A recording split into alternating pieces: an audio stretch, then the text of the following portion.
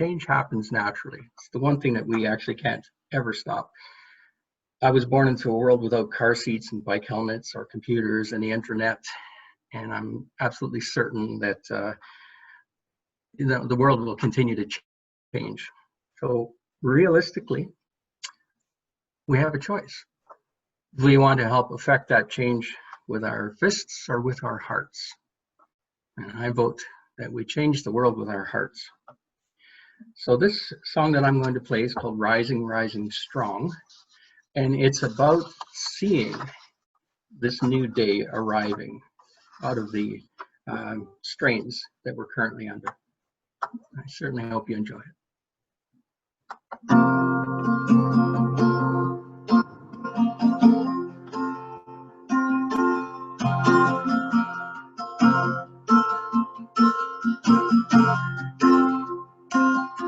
I can see it forming out on COVID Stone Bay.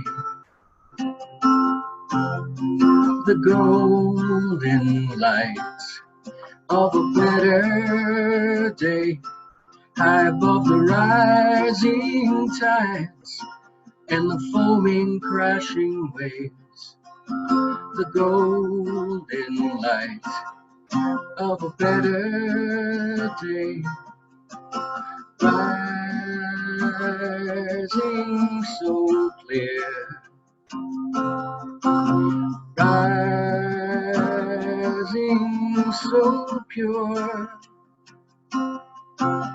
shining so brightly for all the world, rising clear, rising pure, rising, rising strong, rising clear, rising pure, rising, rising strong.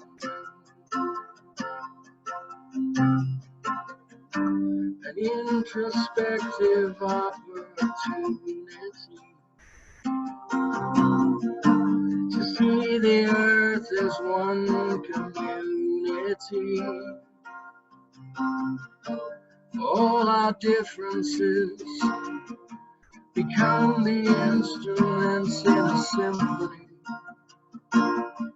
for all eternity.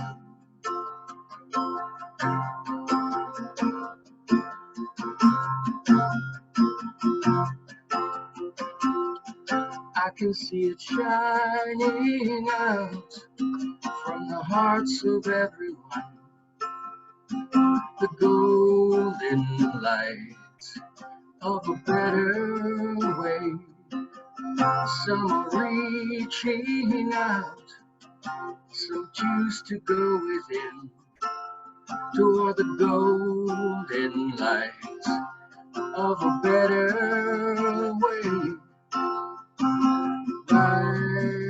Rising so clear, rising so strong, shining so brightly for all the world, rising clear, rising pure, rising, rising strong.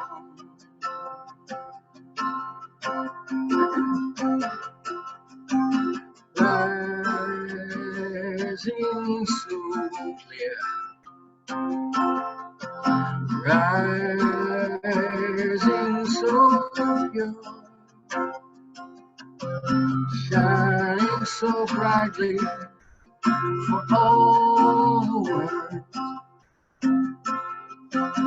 rising clear, rising pure, rising, rising strong,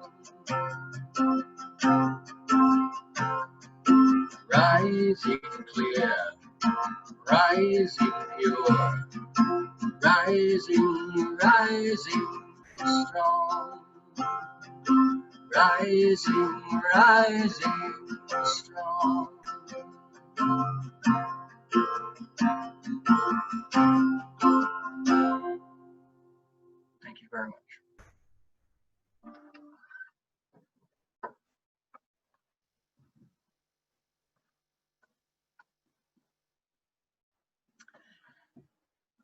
Wasn't that a beautiful song?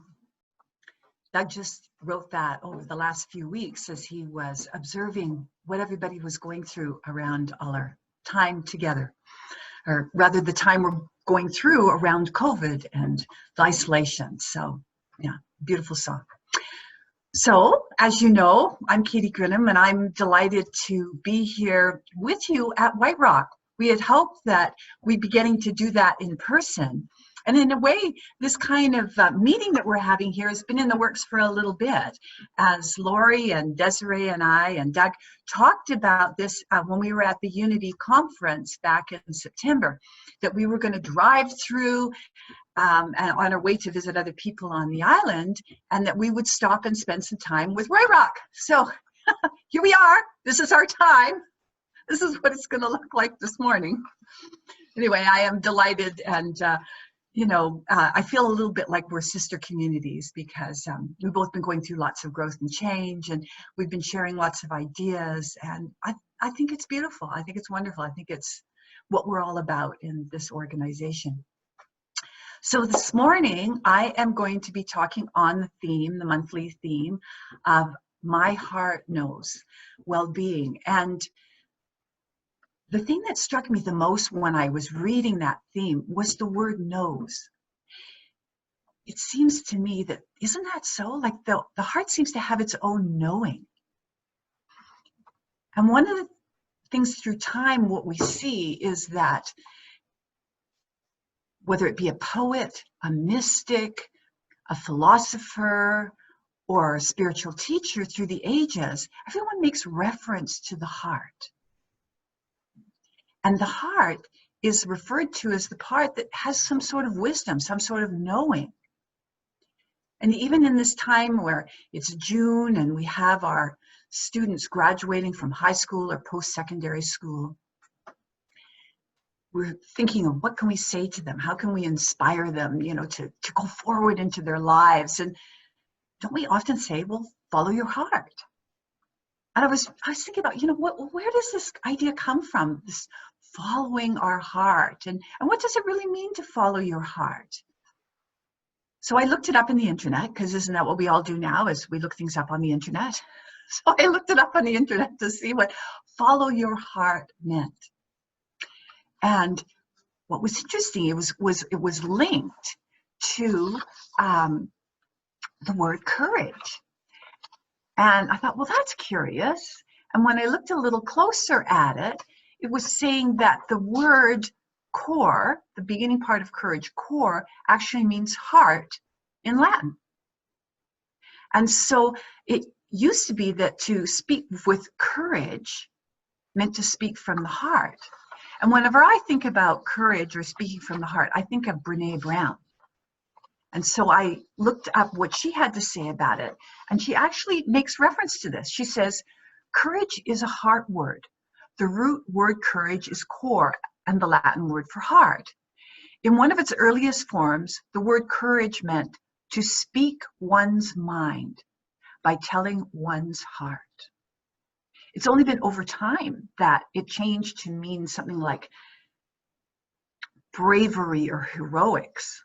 And then she goes on to say that she thinks, in her opinion, this definition fails to recognize the inner strength and the level of commitment required for us to actually speak honestly and openly about who we are and about our experiences, good and bad. Speaking from the heart is what she calls ordinary courage. Because doesn't it seem like if you're going to speak from your heart that there's a vulnerability about it? That you're going to say something that's really truthful or deep or meaningful.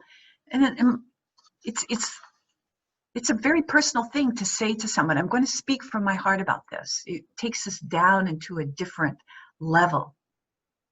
And it also implies that the heart has some sort of wisdom. And I was thinking, well, what about this wisdom? What is the wisdom of the heart? Many of you would be familiar, or maybe familiar with heart math, because they've been talking a lot about the wisdom of the heart and how to connect into the heart and bring the heart and the mind together what they call heart coherence. And that we know from science now, actually, that we're all made up of vibrating cells of light. And so the more vibrant we are, the more expansive that energy is.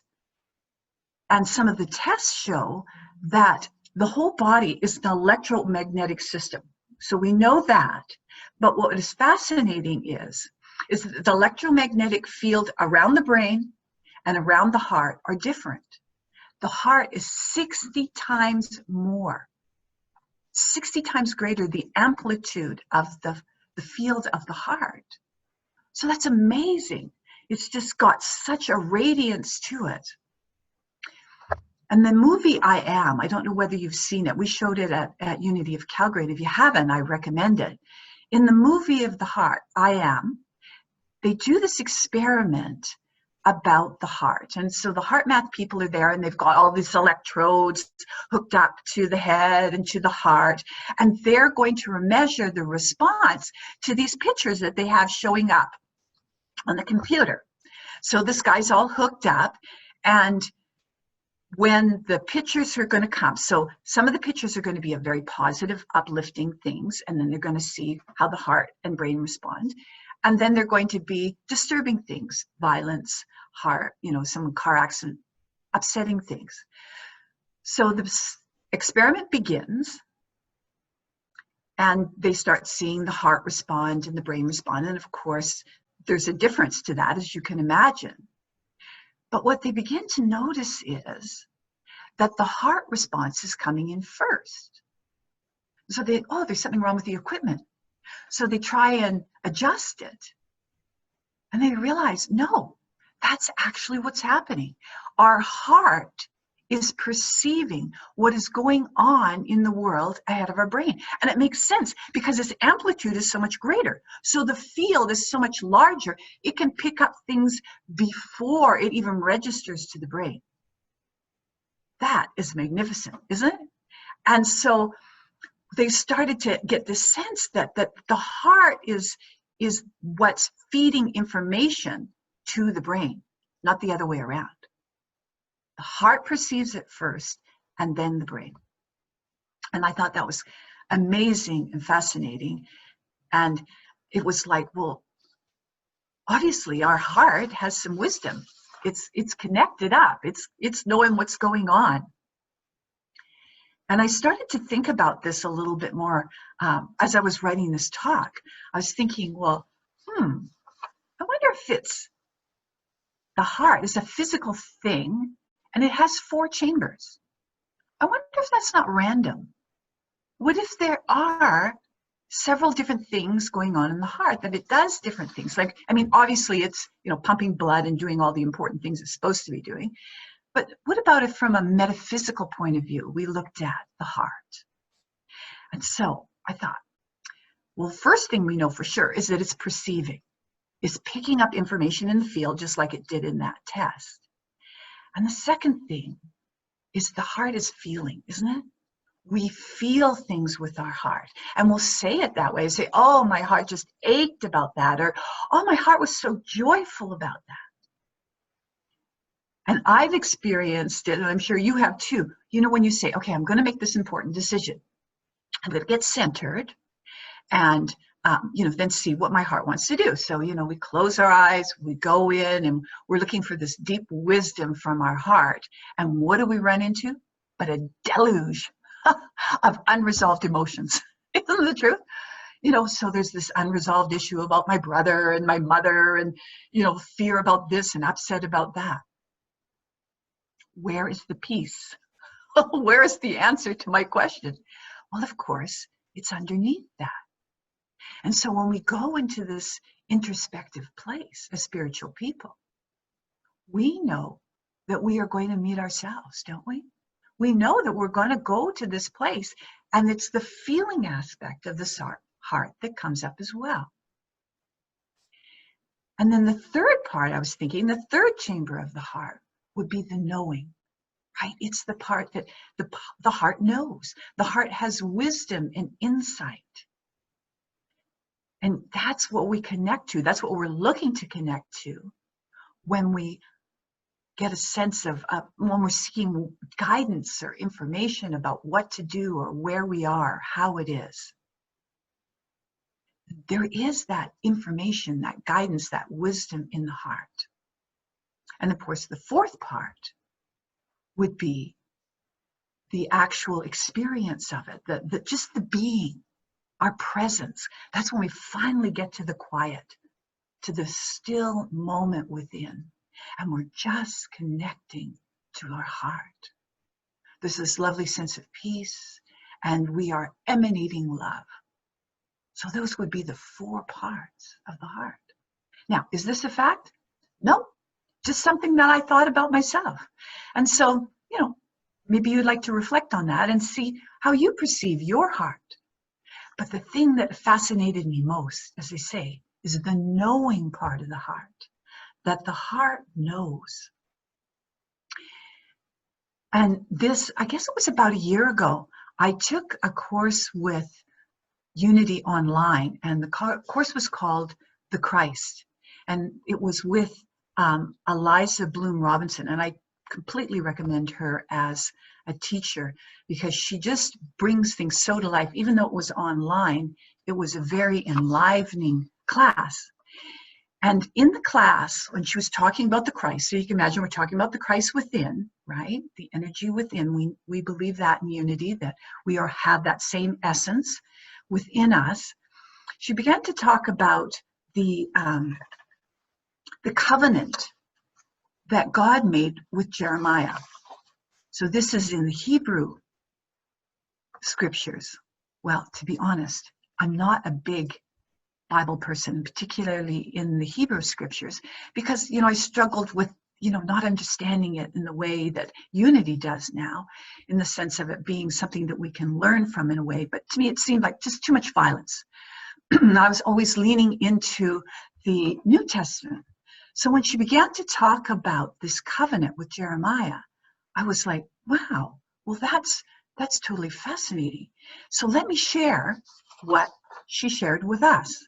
This comes from Jeremiah 31, verses 31 to 34. And he begins to talk about the covenant that God makes with Jeremiah. And he had made the 10 Commandments covenant before, but this was now a new covenant. And I'll read the scripture here as it says. But this is the covenant that I will make with the house of Israel after those days, says the Lord.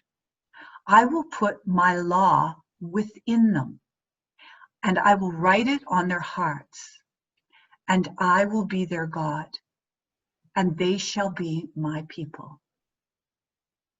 No longer shall they teach one another or say to each other, know the Lord, for they shall all know me, from the least to the greatest. Isn't that beautiful? So we don't need a middle person. It's inside of us. It's written on our hearts. We don't need a priest, a minister, a Pharisee. Excuse me. We don't need someone to teach us. God was going to make us more connected, more close by writing it right on our hearts. And Eliza goes on to explain that using the word law does not mean you must do this, you mustn't do that, and all these strict rules. What it was is that wisdom, that guidance, that it's right in our hearts. How great is that? That we can just tune into our own hearts and find God there, find the peace and the strength and the connection that we need. And so, thank you. I just see that they put up the slide here saying that, it is written on our hearts. And to me, that's a very powerful thought, that it's part of us and we can't lose it. We can't disconnect we can disconnect from our awareness of it, but we can't lose it. And there's nothing we have to do to earn it, which is a great peace to know that. We can breathe it in, we can know it to be true, and we can follow it. And I was thinking, in a way, we have a bit of that understanding when a new little baby comes into our lives, don't we? So we get this precious little baby and we're holding the baby and we can feel like we're just connected to spirit. It's such an amazing feeling. And often as new parents, we can feel really overwhelmed. Like, I don't know how I'm supposed to look after this little baby. This is supposed to be, and we make jokes about we wish that the baby came with an instruction manual. Well, what if it does? What if it's written in the baby's heart? And that's all we need to say, really, is to follow its heart. And that as parents, what we teach our children is to listen to their own heart, to follow their heart. Wouldn't that be something? Wouldn't that be a great way to live and guide each other on our path? And, if we get lost, that's what we need to get back to our heart. I was thinking about, how when we have a dog, it has a little tag, and that tag has its name and phone number, our name and phone number on it. So if we get separated from them, that we can get our dog back. We can get our precious pet back to us. What if that's what God did too? What if God wrote it on our hearts? So if we get lost, if we get disconnected in all the confusion and all the free will that we're given, that can be overwhelming, that how we get back to God is by coming to our hearts. How we get back to our wisdom. There's a lot of different words. People use creator, spirit, the divine feminine. It really doesn't matter what word you use to describe that connection, that loving, deep presence, that knowing and wisdom that's inside you. But it's there. And I think that all we have to do is go within, follow our heart, and we'll find that sense of connection and wisdom and guidance that we need. I hope that you find that as inspiring as I did, to know that it is written there, that it's not my wishful thinking that our heart is wise. It's really a deep knowing. So let's take that into meditation now, shall we? Let's go within and connect to our hearts and bring some of that wisdom and insight and peace right up into our daily lives so that we can use it in a meaningful way. All right, so I invite you to get comfortable. I'm going to do the same. We're just going to get comfortable, close our eyes, take a couple of deep breaths in, slowly in and slowly out. Sinking down into your chair. And bring your awareness, if you will, to your feet. Imagine that your feet are sinking down into Mother Earth. And that any of our concerns or worries, that we can just let them melt down our body, right down our legs and into the earth. That's it. Just letting it go.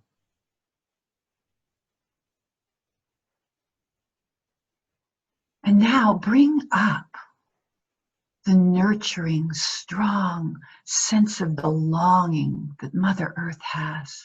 Imagine that you could bring that up through your feet,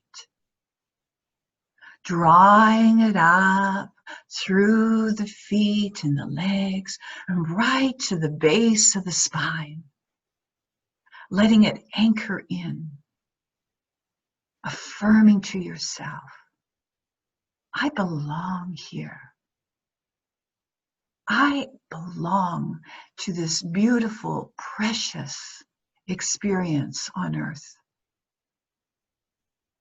And let the strength and the nurturing and the knowing and simplicity of nature Move up your body to the heart, as though you are nurturing the heart and resting in there, breathing gently in and out, as though the breath were actually coming in through the heart. Breathing in and out in your own rhythm. That's it. That's it. And now bring to mind something that brings you great joy. Could be your pets, sunset, music, your children, inspiring thoughts you've had. Connect to that moment of feeling joy, of happiness, and let it expand. Expand in your heart. That's it. And now bring your awareness, if you will, to above your head and imagine a brilliant white light, knowing that this is a healing light. This is the love and the light that created us. And allow that light to shine down in the top of your head like the warmth of the sun. Knowing there's nothing you need to do or be to earn this healing light. Just like the trees don't earn the sunlight. They just open up and receive it.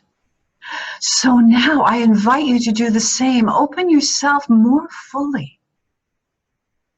Open yourself more fully to the love and the light that created you. Allow it to come down over your head and over your shoulders and wrap it around to energize the heart, to energize your whole system, to remind you of how deeply you are loved.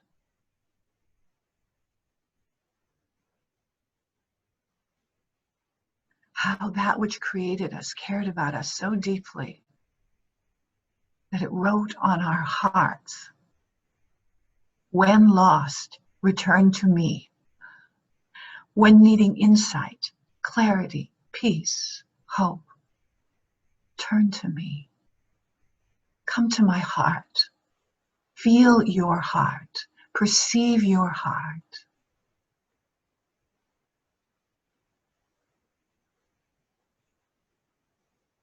Rest into it. Trust. Trust and know that this place of love, this place inside you, is always there. And you can access it at any moment in any time. You need no one in between. Not that we can't learn and grow and change from other people's wisdom. Of course we can. We're open to this. We're thankful for this time together. We know this to be so. And so it is. Lovely. Thank you. Thank you for sharing this with me. Thank you for letting me share my thoughts with you about this journey. And I hope one day to see you in person. And now Doug is going to sing another beautiful song that he wrote that is just about what we talked about, a place of love.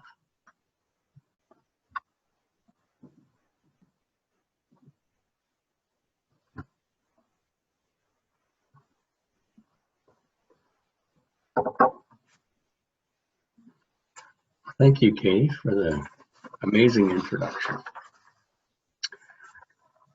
This song, A Place of Love, is essentially about unity and the environment that unity creates. I know, speaking from my own personal history, that being a member of a unity community has been a tremendous growth opportunity for me. And I'm reminded of kind of an odd quote.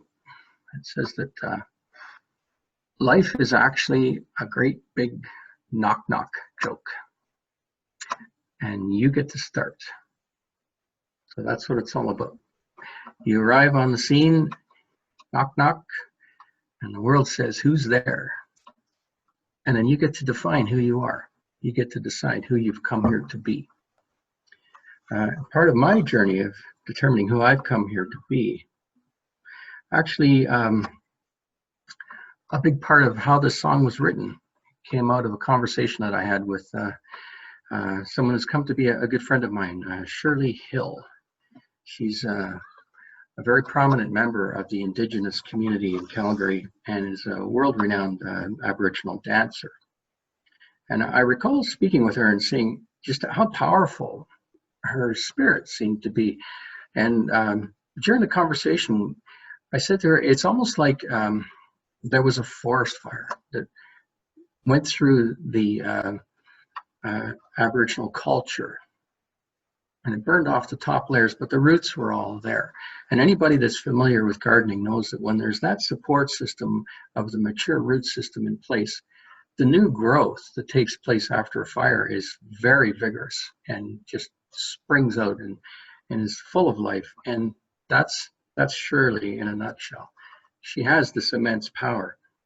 And I was also realizing as I was speaking to her that in a sense, I had a feeling of cultural shame, and that I realized that I was more or less descended from the people that lit that fire.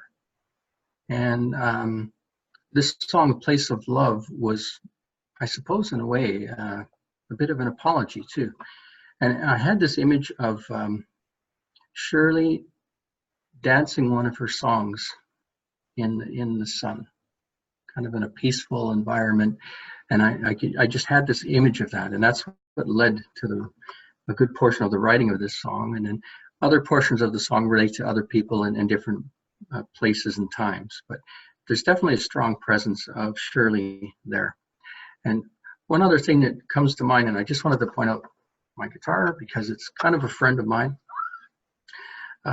There is a native expression when you say something to somebody, and if you want the, like if you say something and then almost at the end of it you would say, cool, and the other person would say, yeah, cool. But instead of saying cool, the word is oshte. And instead of saying, yeah, cool, it's oshte ho. So I named my guitar oshte. Whenever I take my guitar out of the case, I say to myself, oshte.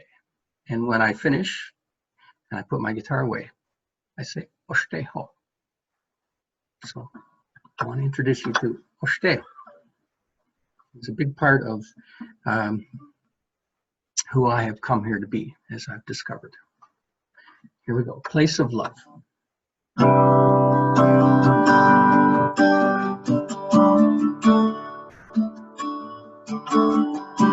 Now let's get straight to the heart, my dear. For there's a place that is growing near, a place of happiness, a place of light, a place of peacefulness, and a place of love. And that place is here. Now let's get straight to the point, my dear. For there's a time that is drawing near. A time of happiness, a time of light, a time of peacefulness, and a time of love. And that time is now. Come with me, let's dream together. Come with me, let's dream as one. Come, let's hold the vision clear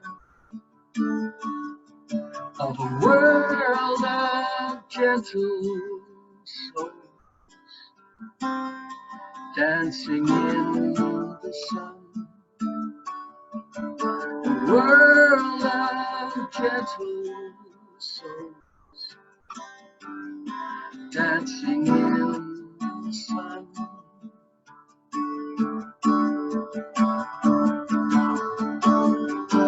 Now let's get straight to the source, my dear. For we share feelings that are strong and pure. We share happiness, we share light, we share peacefulness, and we share love